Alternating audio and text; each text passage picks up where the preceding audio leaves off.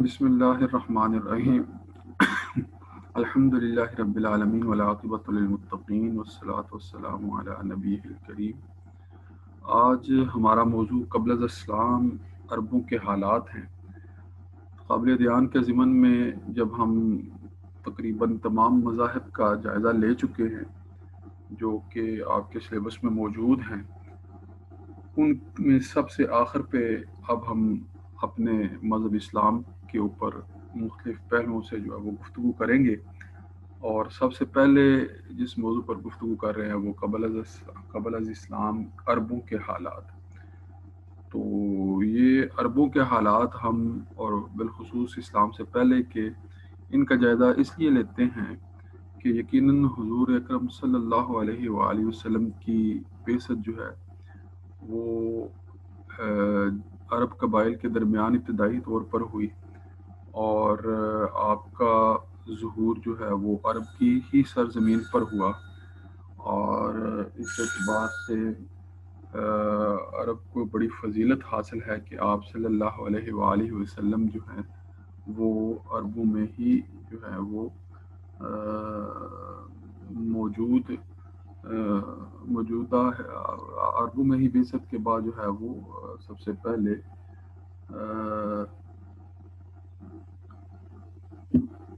معذرت مجھے ذرا کال دیکھنی پڑ گئی تھی یعنی آپ صلی اللہ علیہ وآلہ وسلم کی بعثت جو ہے وہ عربوں میں ہی سب سے پہلے جو ہے وہ ہوئی ہے، اور پھر وہیں سے جو ہے وہ اسلام کی تعلیمات جو ہیں وہ پھر عربوں سے دیگر ممالک تک جو ہے وہ پھیلی ہیں۔ تو آپ صلی اللہ علیہ وسلم کی بعثت سے پہلے کے جو حالات ہیں وہ قبل از اسلام حالات کہلاتے ہیں، اور یقیناً ہر خطے میں جو کیفیت تھی وہ زمانہ جاہلیت ہی سے تعبیر کی جاتی ہے، اور آپ صلی اللہ علیہ وسلم کی بعثت سے پہلے کے زمانے کو جب زمانہ جاہلیت کہا جاتا ہے تو اس کی وجہ یہی ہے کہ اس وقت تمام عالم جو ہے وہ کفر و شرک کے اندھیروں میں ڈوبا ہوا تھا۔ تو کفر و شرک کے اندھیروں میں ڈوبا ہوا ہونے کی وجہ سے زمانہ جو ہے وہ زمانہ جاہلیت سے تعبیر کیا جاتا ہے۔ بہرحال یقیناً تقریباً ہر طرف جو ہے وہ کفر و شرک جو ہے وہ کافی حد تک اس کا دور دورہ تھا، مگر یہ ہے کہ عربوں کی حالت تو کچھ زیادہ ہی جو ہے وہ مذہبی طور پر بالخصوص جو ہے وہ خراب تھی۔ اور یہ حالت کیسی تھی، اس میں کون کون سے پہلو جو ہے وہ زیادہ نمایاں طور پر دیکھے جا سکتے تھے، ایک جائزہ جو ہے وہ ان کا ہم نے لینا ہے۔ یہ بات بھی آپ ذہن میں رکھیں کہ اس دور میں بڑے بڑے لوگ جو عربوں کے مشہور لوگ ہیں، ان میں بڑے بڑے خطیب بھی ہیں، بڑے فصیح و بلیغ مقرر بھی ہیں، مشہور و معروف ادیب اور نقاد بھی اسی دور میں موجود ہیں،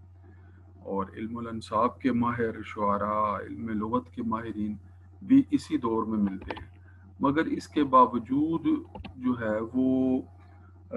آپ یہ کہہ سکتے ہیں کہ مجموعی طور پر گو کہ آپ کو بڑے قابل لوگ بھی جو ہے وہ اس دور میں ملتے ہیں، مگر مجموعی طور پر حالت جو ہے وہ چونکہ کفر و شرک کی وجہ سے کہہ لیں کہ مذہبی طور پر انتہائی انسانیت کے معیار سے گھری ہوئی تھی، اس لیے وہ زمانہ مجموعی طور پر زمانہ جاہلیت کہلاتا ہے۔ بہرحال اس دور کو زمانہ جاہلیت عربوں کی مذہبی گمراہی، ان کے اخلاقی بے راہ روی، ان کے معاشرتی فساد، سنگ دلی شکاوت، جنگ و جدل، خون خرابہ کے معاملات میں مسلسل جو ہے وہ آگے بڑھتے جانا، اور ہر طرح سے جو ہے وہ مخالفتوں کو عروج دینا، یہ سارے پہلو ہیں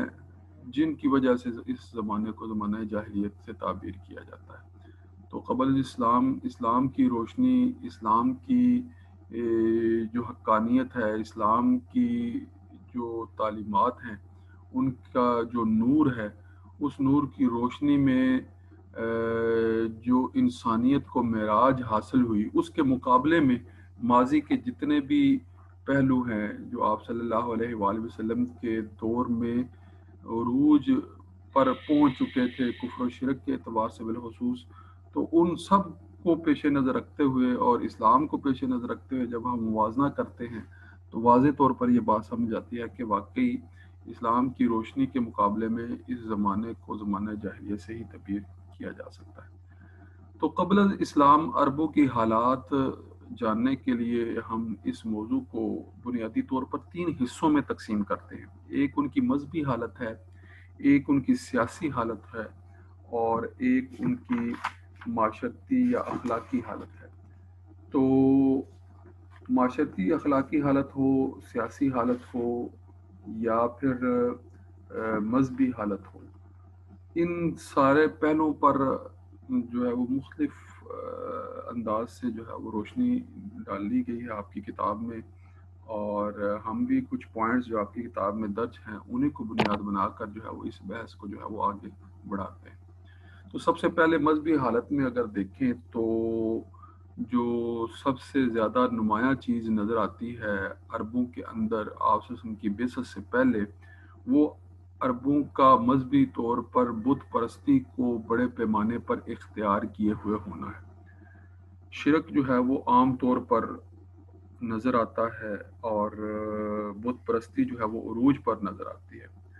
आप जानते हैं कि जिस वक्त आप सल्लल्लाहु अलैहि वसल्लम ने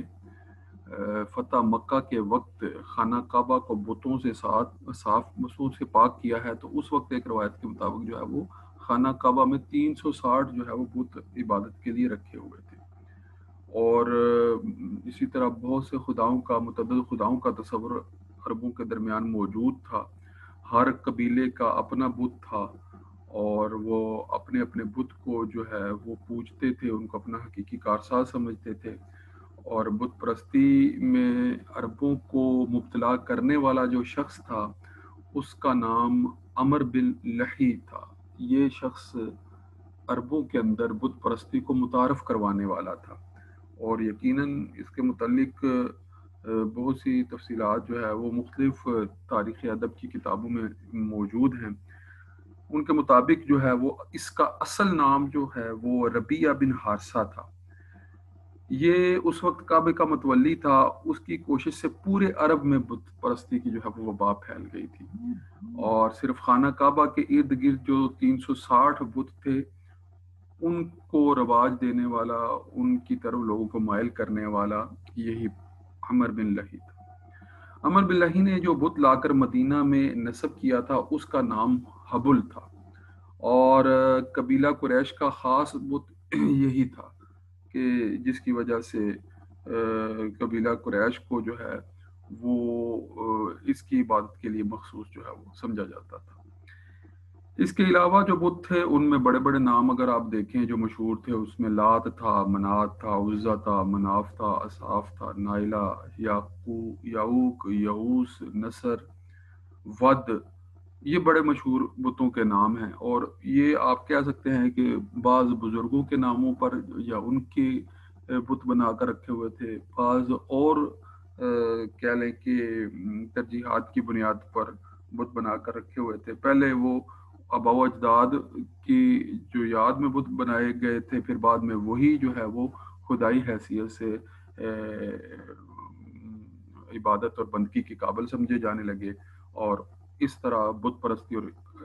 असनाम परस्ती अरबों के यहाँ जो है वो जड़ पकड़ गई। इब्नुल कल्बी ने अपनी एक किताब किताबुल असनाम में ऐसे सैकड़ों बुतों के नाम लिखे हैं जो उस वक्त जिनकी पूजा और परस्तिश जो है वो की जाती थी। कुरान मजीद में इन बुतों के लिए असनाम, औसान, तमासील ये लफ्ज़ इस तरह से इस्तेमाल किए हैं। ये बिलखुसूस ये 3 लफ्ज़ जो हैं वो कुरान मजीद की इस्लाह में भी जो है वो मिलते हैं। असनाम यानी इबादत किए जाने वाले बुत यानी सनम की जमा असनाम, और औसान यानी वो पत्थर जिनकी इबादत की जाती थी या जिनकी पूजा की जाती थी। असनाम तो जो है वो तराशे हुए पत्थर है ना, या बुत बनाए हुए, चाहे वो मिट्टी के हैं या पत्थर के हैं, मगर औसान जो है वो ख़ास पत्थर ही हैं, यानी पत्थरों को बराह रास्त जो है वो समझ लिया जाए अगर इबादत के काबिल। और तमासील में वो मुजस्मे हैं कि जिनको इबादत के लिए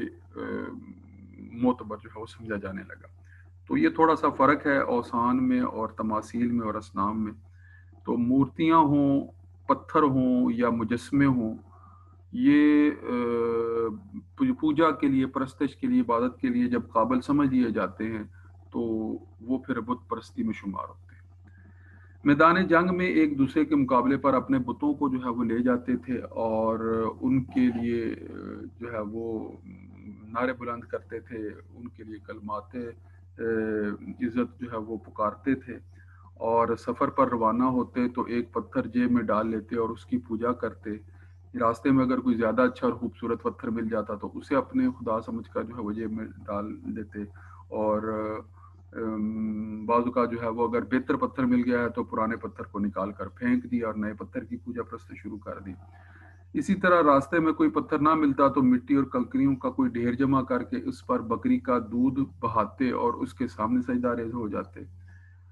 इसी तरह मुख्तलिफ जानवरों को बुतों के लिए वक्फ कर देते थे। बहीरा वो जानवर कहलाता था जिसका दूध बुतों के लिए रोक लिया जाता था और उसे कोई शख्स दूध नहीं धो नहीं सकता था। यानी ऐसा जानवर जो बुतों के लिए वक्फ कर दिया, अब उसका दूध धोना जो है वो जायज़ नहीं समझा जाता था और उसका दूध जो है वो अगर दुहा जाता था तो वो बुतों ही के लिए, उनके ऊपर बहाने के लिए या उनके मामलात के लिए जो है वो वक्फ समझा जाता था। फिर इसी तरह साहिबा वो जानवर होता था जिससे वो अपने बुतों के नाम पर छोड़ देते थे और इस पर कोई चीज़ नहीं लादी जाती थी, यानी कोई वज़न या उससे काम लेना, बार बर्दारी वगैरह, ऐसा कुछ भी। ऐसे जानवर को साहिबा कहते थे कि वो भी बुतों के लिए वक्फ कर दिया गया है, छोड़ दिया गया है। तो ये परस्तश के मुख्तलिफ तरीके हैं। इसी तरह हज़रत अबू हुरैरा रज़ी अल्लाह तआला अन्हु से रवायत है कि रसूलुल्लाह सल्लल्लाहु अलैहि वसल्लम ने फरमाया कि मैंने आमिर बिन लही को देखा कि वो अपनी अंतड़ियां दोज़ख में खींच रहा था। ये पहला शख्स है जिसने बुतों के लिए जानवर छोड़े थे। तो इस तरह आप एक जायज़ा जो है वो आपके सामने आ गया है कि किस तरह से बुत परस्ती जो है वो अरबों के अंदर राइज हुई और वो बुत परस्ती में किस तरह के अमाल सर अंजाम देते थे। तो बुत परस्ती बहुत ही आम हो चुकी थी और इस ज़माने में शिरक जो है वो अरबों के अंदर काफ़ी जो है वो सरायत कर चुका था। दीगर मज़ाहिब में फिर दूसरे नंबर पर जो अरबों के अंदर मज़हब नज़र आता है वो ईसाइयत है और अरबों में बहुत से लोग जो है वो ईसाइयत से वाबस्ता थे। गार हिरा में पहली वही के नुज़ूल के बाद जब रसूल अकरम सल्लल्लाहु अलैहि वसल्लम घर पहुँचे और हज़रत खदीजातुल कुबरा रज़ी अल्लाह ताला अन्हा ने आपको जो है वो कंबल उड़ाया और फिर जो है वो आप सल्लल्लाहु अलैहि वसल्लम ने जब अपनी हालत बताई तो हज़रत खदीजातुल कुबरा जो है वो अपने साथ आपको जिसके पास लेकर गई थी वो वर्का बिन नौफल थे और ये वर्का बिन नौफल जो है वो ईसाई मज़हब के एक बहुत बड़े आलम थे। तो आप इसका अंदाज़ा कर सकते हैं कि उस वक्त भी, बेसत के वक्त भी जो है वो ईसाई अफराद उस वक्त मक्के में इर्द गिर्द मौजूद हुआ करते थे। हबशा के इलाके जहाँ मुसलमान हिजरत करके गए थे वो भी आपको याद होगा कि हिजरत हबशा के वक्त वहाँ जिनकी हुकूमत थी वो भी ईसाई थे, ईसाई बादशाह की हुकूमत थी जिसका नाम नजाशी था। और इसी तरह अरब में बनु तै, बनु कलब, बनु गस्सान, बनु रबिया, बनु क़ुज़ा, ये वो सब कबाइल थे जो ईसाइयत से ताल्लुक़ रखते थे। तो आप देख सकते हैं, कह सकते हैं कि बुत परस्ती के अलावा अगर कोई ज़्यादा तादाद में अफराद किसी मज़हब के मौजूद थे उस वक्त भी मक्का और मदीना या फिर जो है वो अरब की मुख्तलिफ कबाइल जो आबाद थे उनमें एक बड़ी तादाद जो है वो ईसाइयों की थी। और ये कबाइल चूँकि हज़रत ईसा अलैहिस्सलाम से निस्बत रखते थे और उनका अकीदा था कि खुदा ने अपने बेटे की कुर्बानी देकर तमाम ईसाइयों का कफ़ारा अदा कर दिया है, अब इन्हें गुनाह की खुली छुट्टी थी। तो सिर्फ पादरी के सामने इकरार जुर्म जो है वो कर लिया जाए तो गुनाह से जो है वो आज़ादी मिल सकती है। लिहाजा यहूदियों की निस्बत इनकी हालत जो है वो हमें जो है वो बेहतर नज़र आती है वहाँ अरब की आबादियों में। और चूँकि ये انبیاء کی طرف جو ہے وہ نسبت رکھنے والے تھے، نبوت اور رسالت کو بنیادی طور پر سمجھنے والے تھے، لہٰذا عیسائی جو ہیں وہ ہم دیکھتے ہیں کہ یہودیوں کی نسبت زیادہ قبول حق کی صلاحیت رکھنے والے تھے، اور اس اعتبار سے نسبتاً جو ہے وہ کم جو ہے وہ سنگ دلی کا مظاہرہ کرنے والے تھے، جبکہ اس کے برعکس ہم دیکھتے ہیں کہ یہودی بھی وہاں موجود ہیں، یہودی قبائل بھی موجود ہیں، یہودی بھی جو ہے وہ جزیرہ نما عرب میں آ کر جو ہے وہ آباد نظر آتے ہیں، اور مدینہ کے اندر ان کے جو ہے وہ قلعوں کا موجود ہونا، یہ بات بھی جو ہے وہ بڑی اہم ہے۔ ان کے قبائل جو ہے وہ وہاں پر آباد تھے، مثلاً خیبر کے اندر اور حجاز کے اندر دونوں جگہوں پر جو ہے وہ یہودی قبائل آباد تھے۔ جو 3 بڑے قبیلے تھے وہ بنو قینقاع، بنو نذیر، بنو قریظہ، ان کے واقعات جو ہے وہ مدنی زندگی کے حوالے سے آپ ان سے متعلق آپ صلی اللہ علیہ وآلہ وسلم کے معاہدات کو جو ہے وہ سنتے پڑھتے رہتے ہیں۔ اور اسی طرح جو اس وقت مدینہ جس کا نام ابھی یثرب تھا، یثرب میں یہودیوں کا ایک تعلیمی مرکز جس کو بیت المدارس بھی جو ہے وہ کہا جاتا تھا، اور جس میں دینی تعلیم جو ہے وہ یہودیت کے مطابق دی جاتی تھی، اور عربوں پر یہ اپنے آپ کو جو ہے وہ خاص طور پر عربوں کے اندر بھی اپنے آپ کو اعلیٰ اور افضل جو ہے وہ سمجھتے تھے، جیسے کہ نسبی اور نسلی تفاخر یہودیوں کے اندر موجود ہوتا ہے، تو وہ اس کا اظہار جو ہے وہ یہاں پر بھی عربوں کی سرزمین کے اندر بھی ان قبائل کے اندر جو ہے وہ نظر آتا ہے۔ یہ بھی بات اہم ہے کہ یہودی جو ہیں وہ زیادہ تر اس وقت بھی تجارت اور معیشت اور سودی کاروبار اور زراعت اور دستکاری یعنی کاروباری معاملات میں بالخصوص جو ہے وہ بڑے ہوئے آگے نظر آتے ہیں، اور اپنے بنیادی دعوے کے اعتبار سے اپنے آپ کو چونکہ حضرت موسیٰ علیہ السلام کا پیروکار جو ہے وہ بیان کرتے ہیں اور انہی کی شریعت کا علمبردار سمجھتے ہیں، گو کہ ان کی شریعت کو حقیقی طور پر قائم رکھنے میں وہ ناکام ہیں، اور ان کی شریعت کو مسخ کر کے اب جو ہے وہ اسی باتیں جو ہے وہ اپنی خواہشات کے مطابق جو ہے وہ تحریف کر کے اس کے مطابق جو ہے وہ چل رہے ہیں۔ مگر بہرحال ان کے عقائد میں یہ بات شامل ہے کہ حضرت موسیٰ علیہ السلام کے ساتھ نسبت کے باوجود حضرت عزیر علیہ السلام کو اللہ کا بیٹا جو ہے وہ شمار کرتے ہیں، اور یہ وہ عرب ہیں جو اس وقت اپنے آپ کو مدینے کے اندر بھی اللہ رب العزت کی محبوب جو ہے وہ امت اور قوم جو ہے وہ سمجھتے تھے، اور ان کا عقیدہ تھا کہ صرف جنت انہی کے لیے بنی ہے، اور اگر بعض یہودی دوزخ میں گئے بھی تو صرف چند دنوں کے لیے جائیں گے اور پھر وہ جنت میں داخل کر دیے جائیں گے۔ اسی طرح دنیا پرست ہونے کے باوجود نیکی اور خدائی علوم کے اجارہ دار اپنے آپ ہی کو سمجھتے تھے، اور آ کر عربوں میں آباد ہونے کی وجہ یہ تھی کہ اس علاقے سے اپنے نجات دہندہ کے ظہور کے منتظر تھے۔ تو آپ صلی اللہ علیہ وآلہ وسلم کی بعثت سے متعلق جو علامات ان کے پاس مقدس کتابوں کی وجہ سے ان کے پاس تھیں، اسی نسبت سے یہ یہاں ان علاقوں میں عرب کے علاقوں میں نبی آخر الزماں کے ظہور کی آمد کی نوید کے طور پر جو ہے وہ یہاں پر آ کر آباد تھے۔ مگر یہ بات بھی واضح ہے، تاریخ اس کی جو ہے وہ تاریخ اسلام میں یہ بات حقیقت کے طور پر جانتے ہیں کہ آپ صلی اللہ علیہ وسلم کی بعثت جب ہوئی اور آپ کے اندر نبوت اور رسالت کی تمام نشانیاں دیکھنے کے باوجود آپ پر پھر بھی ایمان لانے سے انکار کر دیا، اور اس کی وجہ یقیناً وہی بغض اور وہی عداوت اور وہی بنی اسرائیل میں بنی اسرائیل کی جو مخاصمت بنی اسماعیل سے تھی، اس اعتبار سے کہ نبوت جو ہے وہ ان کے اندر کیوں نہیں آئی، یہ مخالفت جو ہے وہ بلاخر اس قدر بڑی کہ وہ اپنے آپ کو حق پر مبنی دین کے ظاہر ہو جانے کے باوجود جو ہے وہ اس کی طرف مائل نہیں ہوئے، اور اپنے آپ کو جو ہے وہ یہودیت میں ہی مبتلا کیے رکھا۔ اس کے علاوہ بعض عرب جو ہے وہ مجوسی بھی تھے اور اس مذہب سے بھی تعلق رکھتے تھے، اور مجوسی آتش پرست ہوتے ہیں، اور ہم جانتے ہیں کہ ہم نے مجوسیت کی بھی کافی وضاحت جو ہے وہ پیچھے پڑی ہے کہ 2 خداؤں کو ماننے والے ہیں، نیکی کا خدا ہے اور دوسرا بدی کا خدا، اور نیکی خدا کو یزداں کہتے ہیں اور بدی کے خدا کو ارمن کہتے ہیں۔ یہ زرتشتیت کے بھی پیروکار تھے۔ یہ لوگ زیادہ تر عرب کے ان علاقوں میں پائے جاتے تھے جو ایران کی سرحد کے قریب تھے، کیونکہ اس وقت ایران میں مجوسیت ہی رائج تھی اور عرب کا مشہور قبیلہ بنو تمیم اسی مذہب سے جو ہے وہ تعلق رکھتا تھا، اور نجد میں کندہ خاندان کے آخری حکمران نے ایرانی حکومت کے تعاون کو حاصل کرنے کے لیے مجوسیت اختیار کی تھی۔ تو مجوسیت بھی آپ کہہ سکتے ہیں کہ کافی حد تک اس مذہب کے لوگ بھی وہاں پر موجود تھے۔ اسی طرح تھوڑے سے فرق سے ہم دیکھتے ہیں کہ مجوسیت میں بھی یہ پہلو پایا جاتا ہے، مگر اگر تھوڑا فرق کیا جائے تو نجوم پرستی یا ستارہ پرستی والے لوگ بھی اس وقت عربوں میں موجود تھے، اور بعض روایات میں ان لوگوں کو صابی کہا گیا ہے، اور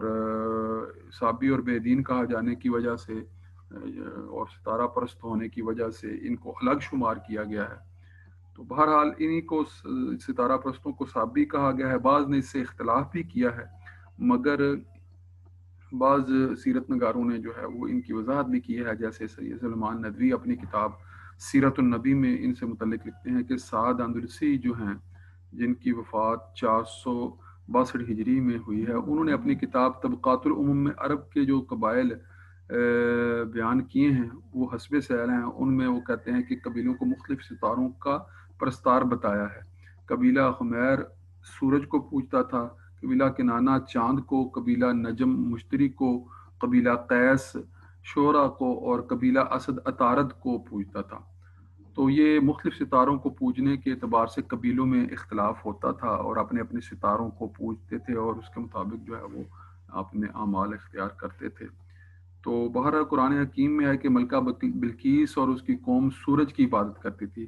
پرندے ہدہد نے حضرت سلیمان علیہ السلام کو یہ بات آ کر بتائی تھی۔ تو ستارہ پرستی جو ہے یہ بھی عربوں کے مختلف قبائل کے اندر جو ہے وہ موجود تھی۔ پھر اسی طرح عربوں کے اندر دہریت بھی موجود تھی، یعنی کچھ لوگ وہ بھی تھے جو کسی چیز کی عبادت نہیں کرتے تھے، وہ اللہ تعالیٰ کے وجود ہی کے منکر تھے۔ دہریہ اسی کو کہتے ہیں کہ جو اللہ کے وجود ہی کا منکر ہو، اور دہر عربی زبان میں زمانے کو کہتے ہیں۔ تو یہ وہ لوگ تھے جو زمانہ ہی کو بنیاد بناتے ہیں، اور زمانہ کہتے ہیں کہ جو کچھ ہے وہ یہ زمانہ ہی ہے جو ہمیں زندگی اور موت دیتا ہے، یہ زمانہ ہی ہے۔ تو وہ زمانے کو ہی سب کچھ سمجھتے ہیں، اور ان کا نظریہ یہ بھی ہے کہ اس کائنات کو کوئی بنانے والا نہیں ہے، یہ کائنات خود بخود چل رہی ہے، اور اسی طرح یہ نظام جو ہے وہ چلتا رہے گا، اس کا کوئی اختتام نہیں ہے۔ اس میں جو توازن ہے وہ محض ایک اتفاقی امر ہے، انسان اور کائنات محض حادثاتی طور پر موجود ہیں۔ یہ سارے نظریات جو ہیں وہ جن لوگوں کے ان نظریات کے اندر یہ چیزیں پائی جاتی ہوں ان کو دہریہ جدید دور میں بھی جو ہے وہ کہتے ہیں، اور انہی لوگوں کے متعلق جو ہے وہ اللہ رب العزت نے جو حکم لگایا ہے قرآن مجید میں یہ موجود ہے کہ وَقَالُوا مَا هِيَ إِلَّا حَيَاتُنَا الدُّنْيَا نَمُوتُ وَنَحْيَا وَمَا يُهْلِكُنَا إِلَّا الدَّهْرُ، اور یہ لوگ کہتے ہیں کہ ہماری زندگی تو صرف دنیا ہی کی زندگی ہے، ہم مرتے ہیں اور جیتے ہیں اور ہمیں صرف زمانہ ہی مارتا ہے۔ تو ان نظریات کے حامل بھی اس وقت زمانہ جاہلیت کے اندر لوگ موجود تھے۔ ان نظریات کے علاوہ معتدل لوگ بھی موجود تھے جنہیں دین حنیف کے پیروکار جو ہے وہ کہا جاتا تھا، اور دین حنیف سے مراد حضرت ابراہیم علیہ السلام کے دین پر ہونے والے یا دین پر قائم رہنے والے افراد جو ہے وہ عام طور پر شمار کیے جاتے ہیں۔ ان لوگوں کی تعداد بہت کم تھی۔ یہ لوگ جو دین حنیف پر عمل پیرا سمجھے جاتے تھے یا اس کے قائل سمجھے جاتے تھے یا اس کا دعویٰ کرتے تھے،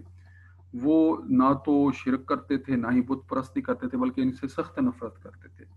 اور باقاعدہ اس کے خلاف، شرک و بت پرستی کے خلاف جو ہے وہ آواز بھی اٹھاتے تھے، لوگوں کو جو ہے وہ منع بھی کرتے تھے، اور توحید خالص کے قائل تھے، آخرت کی زندگی پر ایمان رکھتے تھے، شراب نہیں پیتے تھے، قتل و غارت، لڑائی جھگڑے اور لوٹ مار نہیں کرتے تھے۔ احمد التاجی اپنی کتاب سیرت النبی العربی صلی اللہ علیہ وآلہ وسلم نے ان سے متعلق کیا لکھتے ہیں کہ عربوں کی ایک जमात जो वर्का बिन नौफल, उस्मान बिन हुवैरस, उबैदुल्लाह बिन जहश और जैद बिन अमर पर मुश्तमिल थी, बुतों की इबादत से बेजार थी। ये लोग एक दफ़ा जमा हुए और इनमें से एक ने कहा,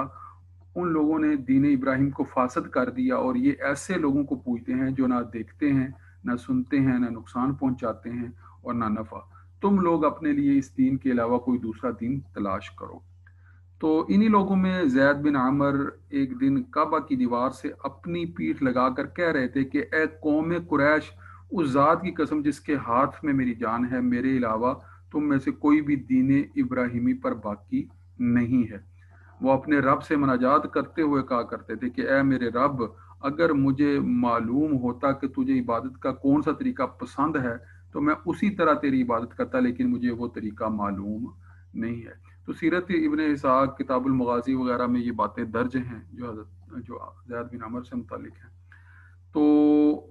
ये दीन हनीफ जो है वो आप कह सकते हैं कि दीन इब्राहिमी ही के ऊपर किसी न किसी शक्ल में कारबंद तौहीद खालस के अलमबरदार लोग थे, जो कि शिरक और बुत परस्ती से नफरत करते थे। और फिर बाज़ लोग ऐसे भी अरबों में मौजूद थे उस वक्त ज़माना जाहिलियत के अंदर, जो आखरत के मुनकर थे। और आखरत के मुनकर आप कह सकते हैं कि वो मुशरिकीन अरब थे जो अल्लाह को तो मानते थे मगर अकीदा या आखरत पर ईमान नहीं लाते थे, और इसके लिए किसी तरह भी तैयार नहीं होते थे। वो कहते थे कि जवाबदेही का जो तस्वुर है ये तस्वुर ही नाकाबिल फ़हम है कि हमें कहीं जवाब देना पड़ेगा कि हम दुनिया में क्या करते रहे हैं। और इन्हीं से मुखातब होकर अल्लाह ताला ने कुरान हकीम में जो इनका जिक्र किया है वो इन अल्फाज में किया है कि वक़समू बिल्लाहि जहद ऐमानिहिम ला यबअसुल्लाहु मन यमूत। और ये बड़े ज़ोर शोर से खुदा की कस्में खाकर कहते हैं कि जो मरता है अल्लाह ताला उसे दोबारा नहीं उठाएगा। यानी जो मरता है अल्लाह ताला उसे दोबारा नहीं उठाएगा। तो इससे मुराद यही है कि इनका नज़रिया यही था कि ये बाद में कुछ भी नहीं होना, जो होना यहीं पर होना, इस दुनिया में ही होना है। इसी तरह ये लोग कहते थे कि किस तरह मुमकिन है कि इंसान मरने के बाद दोबारा जिंदा हो जाए। आइज़ा मितना वकुन्ना तुराबा ज़ालिका रज्उम बईद, यानी क्या जब हम मर कर मिट्टी हो जाएंगे तो क्या दोबारा जिंदा होंगे, फिर वापस दूर अज़कल है ये बात। वो कहते थे कि ये कैसे हो सकता है कि हम मर कर मिट्टी में मिल जाएं। तो उनके तसव्वुर में भी ये बात नहीं आ सकती थी कि वो ये समझें कि ये इंसान जो मिट्टी में मिलकर मिट्टी का हिस्सा बन जाता है तो ये दोबारा इंसान कैसे बन जाएगा, दोबारा ये कैसे जिंदा कर लिया जाएगा। तो बहरहाल वो खुदा की कुदरत से नावाकिफ थे, जिसके जवाब में अल्लाह रब्बुल इज़्ज़त ने कुरान ही में इनका जवाब दिया है कि मन युह्यिल इज़ामा व हुवा रमीम,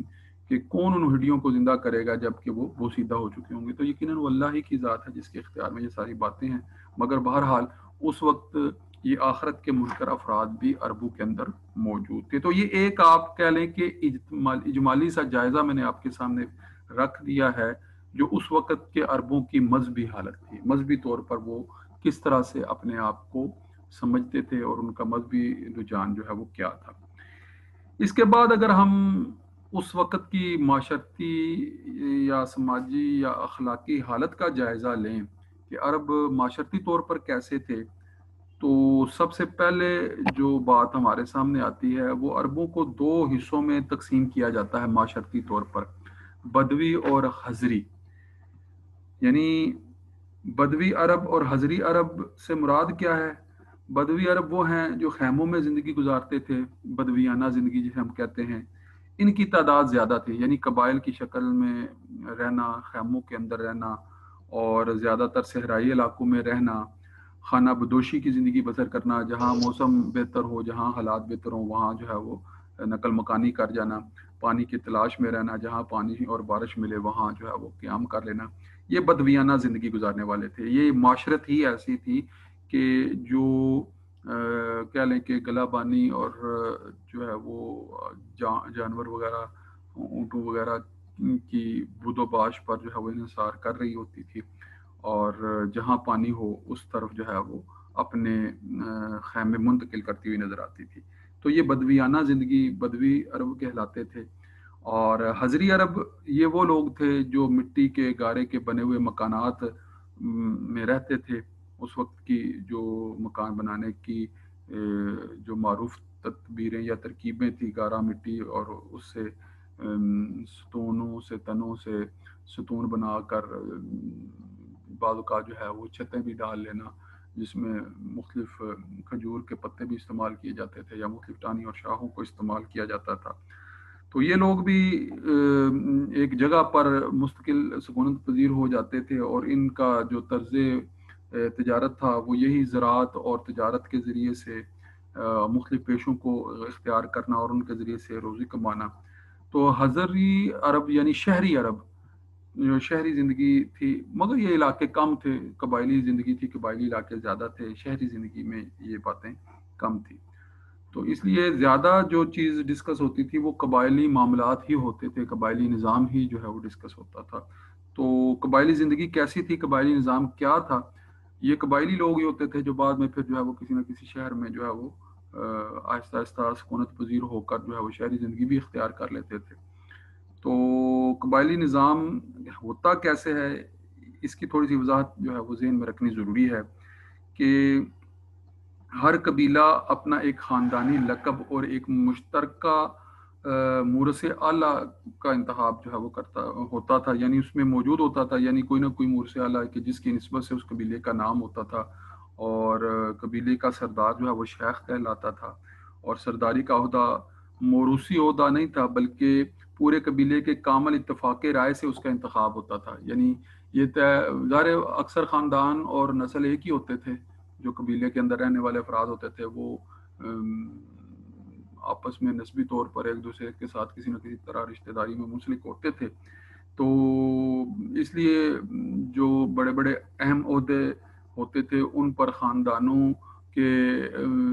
माबैन जो उस कबीले के अंदर मौजूद हैं वो बाहमी इत्तफाक़ी राय से, आप कहते हैं कि जदीद दौर में भी जो जिरगे की एक सूरत होती है कि जिरगे के अंदर जो है वो सरदारी को तय किया जाता था, उसका इंतखाब होता था और आपस के झगड़ों के हल के लिए सरदार ही की तरफ रुजू किया जाता था। इसी तरह कबायली जंगों में भी वही उनका ज़िम्मा सलार होता था और कबीला के किसी फ़र्द से अगर कोई गलती या ज़्यादती हो जाती तो पूरा कबीला उसके नताइज को भुगतने के लिए जो है वो तैयार रहता था। और इसी तरह मुख्तलिफ कबीलों के दरमियान मामलात को रफ़ा दफ़ा करने के लिए खून बहा देना, इन कबाइल के अंदर जो है वो जिस तरह से कोई हुक्म तय हो जाए उसके ऊपर पूरी तरह से पाबंदी या पासदारी करना, ये सारा इस कबायली निज़ाम के अंदर ये सारे पहलू जो है वो मौजूद हुआ करते थे। फिर अरबों के अंदर जो एक चीज़ पाई जाती थी वो दुख्तर कुशी थी, यानी बेटी को जिंदा दफन कर देना या बेटियों को मार देना। और ये बात भी कह लें कि अखलाकी अबतरी की एक चीज़ थी जो अरबों में पाई जाती थी